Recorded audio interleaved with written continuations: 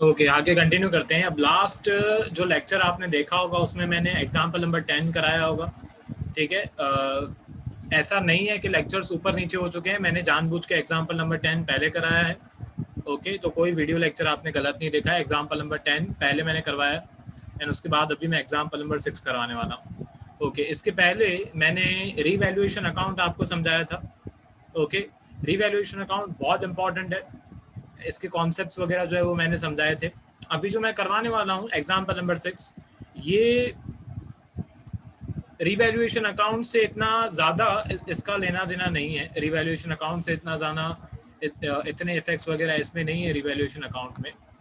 Okay, ध्यान से समझना, ये एग्जाम्पल नंबर 6 है। रिवैल्यूएशन अकाउंट मैंने पहले समझाया क्योंकि इस एग्जाम्पल 6 में एक एंट्री ऐसी है जिसमें रिवैल्यूएशन अकाउंट का यूज़ हमको करना पड़ेगा। अच्छा, अब एग्जाम्पल नंबर 6 जो है लेंथी, ऑब्वियसली इसमें जर्नल एंट्रीज करनी है, पर मैं आपको revaluation account and partners capital account में इसके क्या इफेक्ट्स होंगे वो भी मैं बता देता हूँ, क्योंकि जर्नल एंट्री जो है वो बहुत कम बोलते हैं करने के लिए। अभी ये चैप्टर में जर्नल एंट्रीज वगैरह ही पूछ रहे हैं, पर मैं आपको रिवैल्यूएशन अकाउंट में इसके क्या इफेक्ट्स होंगे एंड पार्टनर्स कैपिटल अकाउंट में इसके क्या इफेक्ट होंगे वो भी बता दूंगा। स्टार्ट करते हैं। थोड़ी लाइंस में पहले ही बना लेता हूँ क्योंकि 5 केसेस हैं।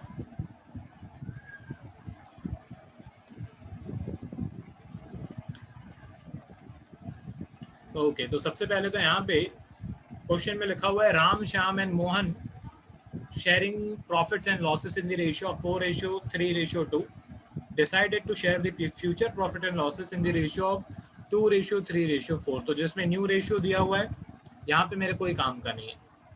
अब जो बैलेंस शीट है, बैलेंस शीट में जो WACF की अमाउंट है, बैलेंस शीट में जो WACF की अमाउंट है वो आपको दी हुई है 90,000 रुपीज़। तो सबसे पहले तो जो मेरे काम का है ओल्ड रेशियो वो मैं लिख देता हूँ। ठीक है, old ratio Ram, ratio Shyam, ratio Mohan. Okay, ये इनका रेशियो नीचे दिया हुआ है, मैं नीचे लिख देता हूँ 4:3:2। ओके, मतलब 4 और 3 7, 7 और 2 9, मतलब 4/9, 3/9, 2/9। तो ये इनका रेशियो है। अब अलग अलग यहाँ पे WACF दिया हुआ है। WACF का इफेक्ट कैसे करना है वो लास्ट लेक्चर में भी मैंने आपको बताया था। WACF डेबिट होगा एंड बाकी सब जो है वो क्रेडिट होगा, जिनको भी पार्टनर्स को पैसे मिलेंगे वो।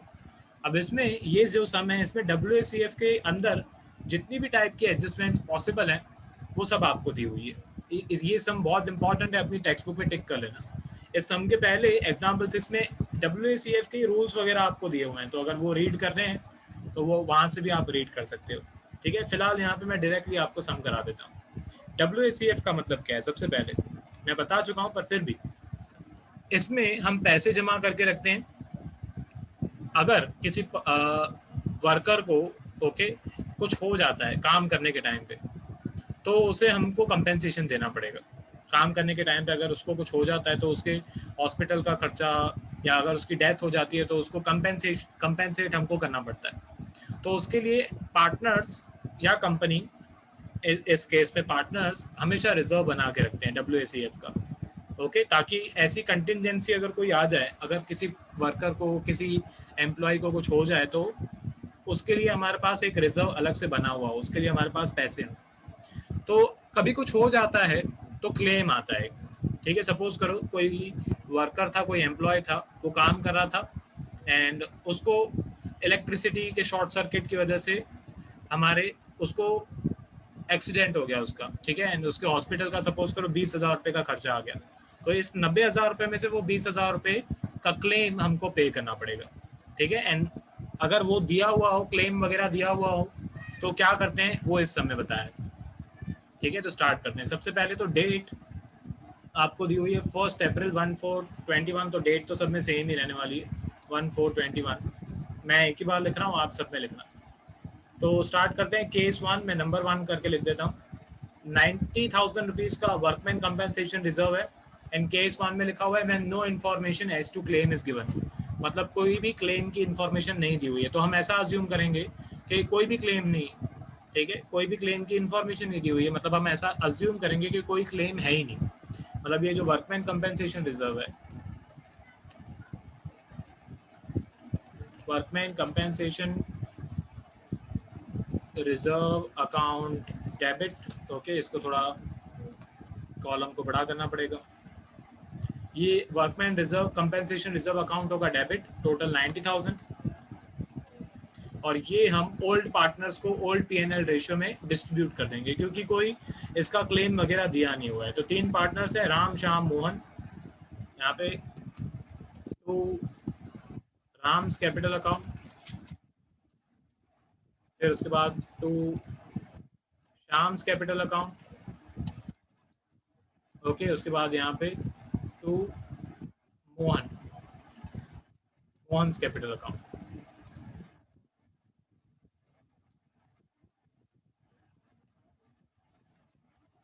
ओके, 90,000। तो अब 90,000 के 3 पार्ट्स होंगे, 4:3:2 में, राम श्याम और मोहन यहाँ। तो सबसे पहले 90,000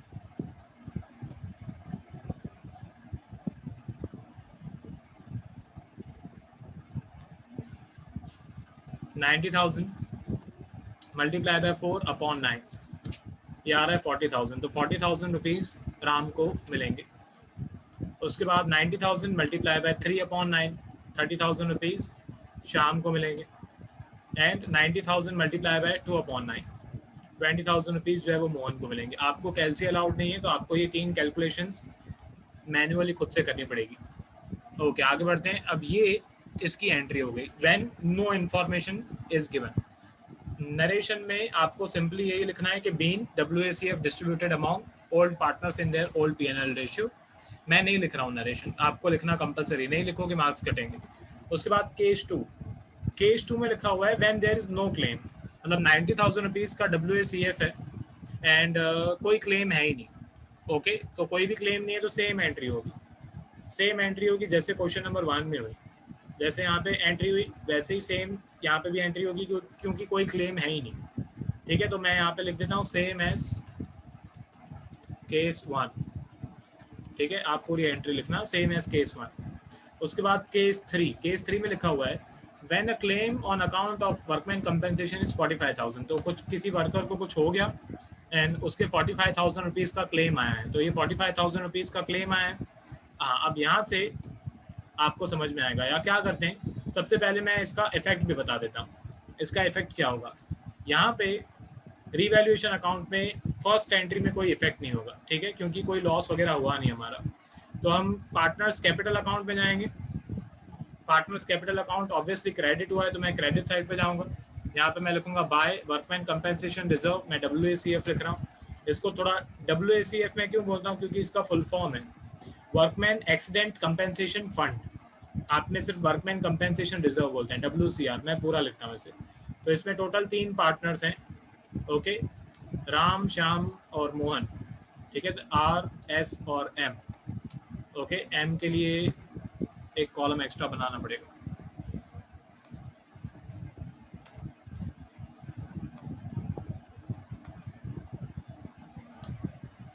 ओके,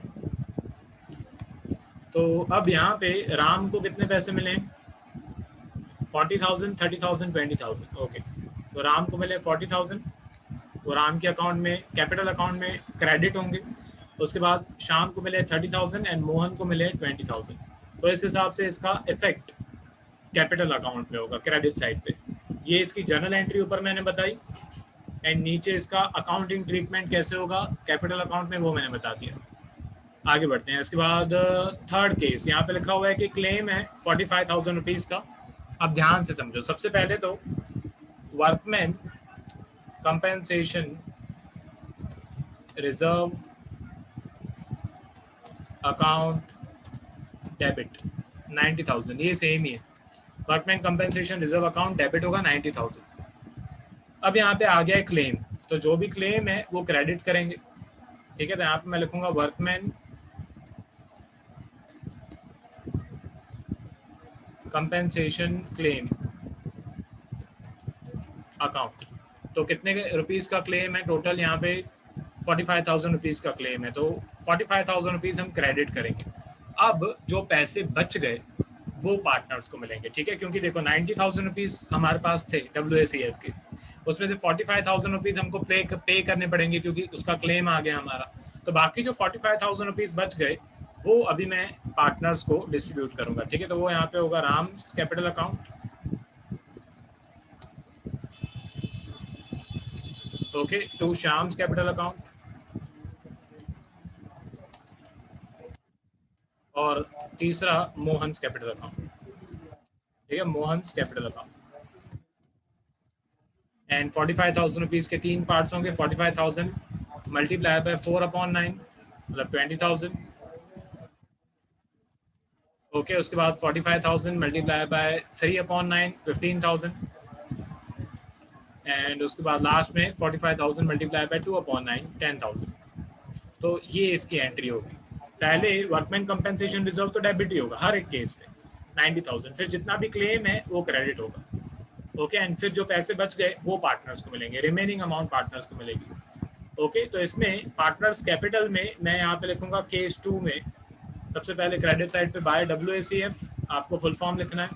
एंड फिर जितने इनको पैसे मिले वो क्लेम का कुछ नहीं करना है, ठीक है, जितने इनको पैसे मिले वो यहाँ पे क्रेडिट करेंगे 20,000 15,000 एंड 10,000, ठीक है। जो इनको पैसे मिले वो इनके पार्टनर्स कैपिटल अकाउंट में क्रेडिट करने हैं।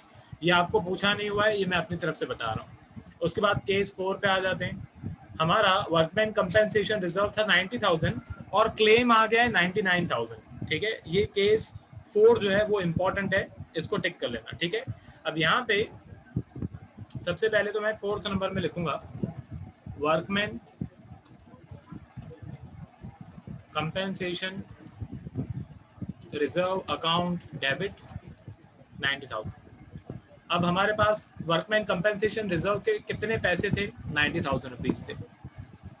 वर्कमैन कंपेंसेशन क्लेम कितने का आया है, 99,000 रुपीज़ का आया है, तो बाकी 9,000 रुपीज़ का लॉस हुआ हमारा, ठीक है। तो 9,000 रुपीज़ का जो लॉस हुआ वो भी डेबिट होगा। एंड कौन से अकाउंट में डेबिट होगा, रीवैल्यूएशन अकाउंट में डेबिट होगा, ठीक है। रीवैल्यूएशन अकाउंट में यहाँ पे लिखूंगा डेबिट, एंड यहाँ पे 9,000 रुपीज़ में डेबिट में लिखूंगा लॉस में। अब ये एग्जाम्पल नंबर 6 जो है वो आपको पहले दिया हुआ है, एंड उसके बाद आपको आपकी टेक्स्ट बुक में रीवैल्यूएशन अकाउंट समझाया हुआ है, तो थोड़ा मेरे को ऑड लगा, इसके लिए मैंने पहले रीवैल्यूएशन अकाउंट समझा दिया, एग्जाम्पल नंबर 10 आपको करवा दिया, ओके। ताकि जब मैं ये पॉइंट समझाऊं तो आप मेरे को ये नहीं पूछो कि सर रीवैल्यूएशन अकाउंट का मतलब क्या, ओके। अभी आपको रीवैल्यूएशन अकाउंट का मतलब पता है, ठीक है, मैंने आपको समझाया था लास्ट लेक्चर में। एंड उसमें मैंने आपको बताया था कि जब भी रिजर्व की वैल्यू कोई ज़्यादा आ जाती है, ठीक है, तो हमारा लॉस होता है, क्योंकि अभी हमें पे तो 99,000 ही करने पड़ेंगे, पे तो हमें 99,000 रुपीज़ करने पड़ेंगे, हमारे पास है 90,000, तो बाकी 9,000 रुपीज़ हमारी जेब में से जाएगा, तो ये हमारा लॉस है। तो अब यहाँ पे पार्टनर्स को मिलेगा तो कुछ नहीं, यहाँ पे मैं क्रेडिट में लिखूंगा to workman compensation claim account, ठीक है। अब यहाँ पे कुछ पैसे बचे नहीं हैं तो पार्टनर्स को कुछ नहीं मिलने वाला है, ठीक है। यहाँ पे रीवैल्यूएशन अकाउंट में मैं डेबिट साइड पे जाऊंगा, ठीक है। मैं यहाँ पे लिखूंगा टू WACF, एंड यहाँ पे जो अमाउंट है 9,000 रुपीज़ जो हमारा लॉस हुआ वो यहाँ पे डेबिट होगा। अच्छा, इसकी एक और एंट्री होगी क्योंकि ये लॉस है। अब देखो यहाँ पे क्योंकि और कोई एंट्रीज तो है नहीं, रीवैल्यूएशन अकाउंट में और कोई एंट्रीज है नहीं, तो ये 9,000 रुपीज़ लॉस, देखो अब मैं एक बार आपको पूरी कैलकुलेशन बता देता हूँ। ये 9,000 रुपीज़ हमारा लॉस है, ये डेबिट होगा, यहाँ पे कोई और एंट्री है नहीं यहाँ पे, तो 9,000 रुपीज़ डेबिट साइड का टोटल है, ओके। क्रेडिट साइड पे टोटल 0 है, तो यहाँ पे भी 9,000 लिखूंगा, एंड यहाँ पे भी 9,000 आएगा। ये पूरा इफेक्ट आपको बता रहा हूँ कैसे होगा। तो अब ये 9,000 रुपीज़ का लॉस पार्टनर्स में डिस्ट्रीब्यूट होगा, तो मैं यहाँ पे लिखूंगा to partners capital account, bracket में मैं लिखूंगा लॉस, ओके। तो राम श्याम घनश्याम नहीं मोहन, ठीक है। तो राम श्याम और मोहन को ये 9,000 रुपीज़ का लॉस भुगतना पड़ेगा, ओके। ऑब्वियसली ये 9,000 रुपीज़ का लॉस है, तो तीनों पार्टनर्स के पैसे कटेंगे। कौन से रेशियो में, ओल्ड रेशियो में। ओल्ड रेशियो आपको कौन सा दिया हुआ है, ओके। ओल्ड रेशियो आपको ये वाला दिया हुआ है 4:3:2। 4:3:2 में ये 9,000 रुपीज़ अभी डिस्ट्रीब्यूट होंगे, तो यहाँ पे मैं लिखूंगा 9,000 मल्टीप्लाई बाय 4/9, 4,000 रुपीज़ राम के गए। ओके, उसके बाद 9,000 मल्टीप्लाई बाय 3/9, 3,000 रुपीज़ शाम के गए। एंड बाकी के जो पैसे बच गए, मतलब 9,000 मल्टीप्लाई बाय 2/9, बाकी का ऑब्वियसली 2,000, वो मोहन के गए। ओके, एंड ये लॉस हुआ है, तो पार्टनर्स कैपिटल अकाउंट में भी इनका इफेक्ट कैसे होगा वो भी देखो। रिवैल्यूएशन अकाउंट में हुआ क्रेडिट, तो पार्टनर्स कैपिटल अकाउंट में क्या होगा, डेबिट होगा। ठीक है, पार्टनर्स कैपिटल अकाउंट पे आपको जाना पड़ेगा, तो यहाँ पे आपको डेबिट साइड पे लिखना पड़ेगा 2 रिवैल्यूएशन अकाउंट, यहाँ पे ब्रैकेट में आपको लिखना पड़ेगा लॉस, एंड यहाँ पे आपको अमाउंट लिखनी पड़ेगी तीनों पार्टनर्स के अमाउंट में। यहाँ पे मेरे को एक कॉलम एक्स्ट्रा बनाना पड़ेगा, तो फिलहाल मैं आपको सिर्फ बता देता हूँ। ठीक है, ऐसे आपको लिखना पड़ेगा 4,000। चलो एक कॉलम एक्स्ट्रा बना ही देते हैं, कोई टाइम नहीं जाएगा। इंसर्ट कॉलम, ओके, ये लो कॉलम भी आ गया। तो यहाँ पे राम, श्याम और मोहन, तो राम के करंट अकाउंट कैपिटल अकाउंट में डेबिट होगा 4,000, श्याम के 3,000 एंड मोहन के 2,000। ये आपको पूछा नहीं हुआ है, पर मैं आप बता रहा हूँ क्योंकि इंपॉर्टेंट है, ये भी आपको आना चाहिए। अब इसकी एंट्री, ये 4, इसको 4A समझ लो, एंड अभी 4B वाली एंट्री भी मैं करवा देता हूँ। ठीक है, 4B, तो लॉस वाली एंट्री ऑब्वियसली हमको करनी पड़ेगी। तो तीनों के पार्टनर्स कैपिटल अकाउंट होंगे डेबिट। यहाँ पे मैं लिखूंगा Ram's capital account debit, total 4,000 rupees Ram का लॉस हुआ है। उसके बाद शाम्स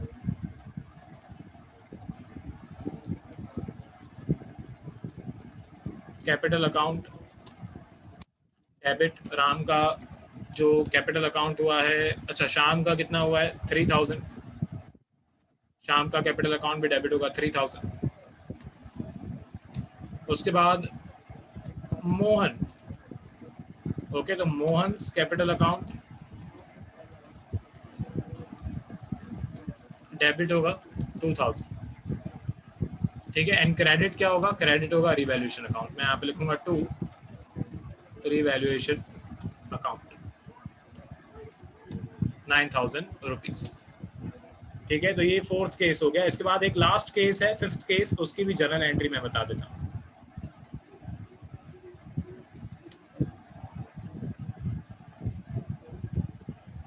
ओके, एक लास्ट 5th केस है, यहाँ पे लिखा हुआ है क्वेश्चन में, when a claim on account of workman compensation is 90,000, मतलब हमारे पास एग्जैक्टली थे 90,000 वर्कमैन कंपेंसेशन के, एंड हमारा क्लेम भी 90,000 रुपीज़ का ही आया। तो ये तो बहुत सिंपल है, ये ऊपर से 4A एंड 4B, मतलब केस 4 इनको लास्ट में देना चाहिए था, कोई नहीं। तो 90,000 रुपीज़ हमारे पास थे वर्कमैन कंपेंसेशन के, 90,000 का ही क्लेम आया, तो बहुत सिंपल है। ठीक है, तो वर्कमैन, सबसे पहले तो workman compensation reserve account debit करेंगे 90,000, एंड क्लेम भी 90,000 की आया, 90,000 का ही आया है, तो यहाँ पे क्रेडिट होगा 2 workman compensation claim account 90,000। Okay, ये 90,000 ही क्रेडिट होगा। ऑब्वियसली यहाँ पे पार्टनर्स को कुछ नहीं मिलने वाला है, क्योंकि कोई पैसा बचा ही नहीं। जब कोई पैसा बचता है तो हम पार्टनर्स को पे करते हैं।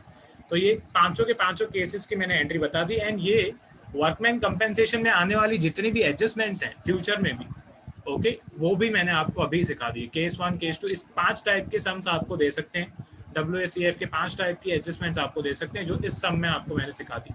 इसके बाद एग्जाम्पल 7 है, इस लेक्चर में तो नहीं, अगले लेक्चर में मैं कराऊंगा। उसमें मैं IFF में आने वाली जो एडजस्टमेंट्स हैं, केसेस हैं, वो आपको समझाऊंगा। फिलहाल मैं क्या कर रहा हूँ, यहाँ पे इसको स्क्रॉल कर देता हूँ। जर्नल एंट्रीज हैं, ये आपका आंसर है, मार्क्स जर्नल एंट्रीज के हैं इस सम में। तो मैं धीरे धीरे स्क्रॉल कर रहा हूँ, पॉज करके लिखते जाना। ठीक है, एक बार और स्क्रॉल कर देता हूँ। First entry, second entry same as case 1, third entry 4A and B, 2 उसमें इफेक्ट्स होते हैं, एंड 5th एंट्री। इसके बाद रीवैल्यूएशन अकाउंट, ये मैंने जानबूझकर बनवाया था ताकि इसके इफेक्ट्स जो है वो मैं बता पाऊँ, खासकर ये क्लेम वाले के 9,000 रुपीज़ का जब लॉस होता है, ये भी बनाना, छोटा सा ही बनाना। एंड पार्टनर्स कैपिटल अकाउंट, ठीक है, ये भी बनाना। ओके, मिलते हैं अगले लेक्चर में। फिलहाल इस लेक्चर के लिए इतना ही, बाय।